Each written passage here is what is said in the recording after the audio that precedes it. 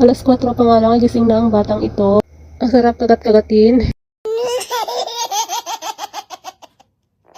Ayan, madilim pa mga auntie.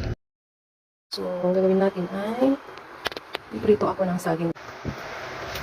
Life is beautiful. Life is beautiful. Life is beautiful. Oh, life is beautiful. Hold on just a little longer.